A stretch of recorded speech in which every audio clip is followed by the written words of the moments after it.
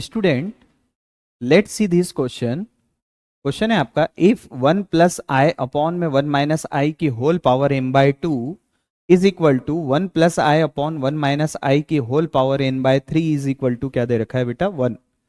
Then the greatest common divisor of least value of m and n is. अब हमें इसके ऊपर बात करना है बेटा। तो हमने देखा कि ये जो है ये भी 1 के इक्वल है और ये भी किसके इक्वल है बेटा 1 के इक्वल है। तो हम 1 बाय 1 सॉल्व करते हैं। हमारे पास आएगा 1 प्लस आई अपॉन में 1 माइनस आई की पावर कितनी दे रखी है बेटा m बाय 2 दे रखा है। यहाँ पे हमने नीचे जो डिनोमिनेटर है, अभी पहले हम इसको सॉल्व कर लेते हैं। 1 प्लस आई अपॉन में 1 माइनस आई को सॉल्व कर रहे हैं। तो यहाँ पे हमने रेशनलाइजेशन करा 1 प्लस आई अपॉन में 1 माइनस आई का। हम सॉल्व कर रहे हैं बेटा 1 प्लस आई अपॉन 1 माइनस आई को।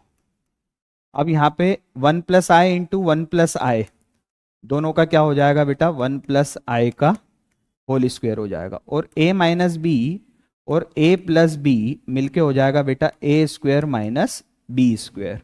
तो ये हो जाएगा बेटा a प्लस बी का होल स्क्वायर बोले तो 1 का स्क्वायर प्लस आई का स्क्वायर प्लस 2i अपॉन में 1 का स्क्वायर 1। आई स्क्वायर की वैल्यू -1 तो माइनस माइनस हो गया +1।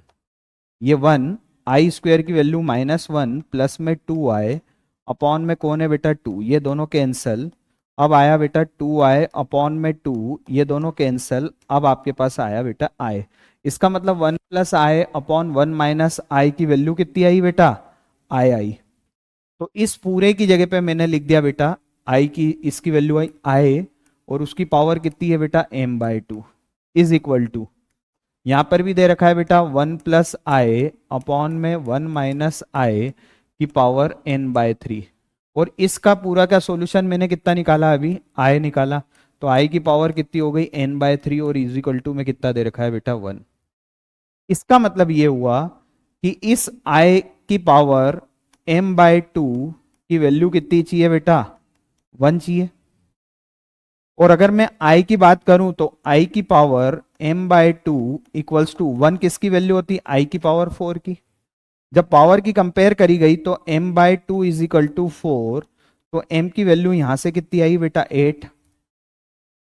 इसी तरीके से i की power n by 3 is equal to क्या दे रखा है 1। तो i की power n by 3 equals to, इस 1 को मैं i की पावर 4 लिख लेता हूं। i की पावर 4 की वैल्यू 1 होती है। जब पावर की कंपेयर करी गई तो n बाय 3 इक्वल्स टू कौन आया बेटा 4। तो n की वैल्यू कितनी आ गई बेटा 12। मतलब m की वैल्यू 8 है और n की वैल्यू कितनी है बेटा 12। m की वैल्यू 8 है और n की वैल्यू कितनी है बेटा 12। अब m की वैल्यू जो 8 है उसको लिखा जा सकता है 2 इंटू 2 इंटू 2, और n की वैल्यू जो 12 है उसको लिखा जा सकता है 2 इंटू 2 इंटू 3। और इसमें जो हायर कॉमन फैक्टर है, द ग्रेटेस्ट कॉमन डिवीजर, जो ग्रेटेस्ट कॉमन डिवीजर है दोनों के अंदर जो कॉमन आ रहा है, ग्रेटेस्ट कॉमन जो डिवीजर आ रहा है वो कितना आ रहा है 2 इंटू 2। मतलब जो इसका ग्रेटेस्ट कॉमन डिवीजर जीसीडी जो आया है 2 इंटू 2 बोले तो कितना आया है बेटा 4। तो इसका ग्रेटेस्ट कॉमन डिवीजर कितना हो जाएगा 4। तो आंसर कितना आया बेटा 4 आया।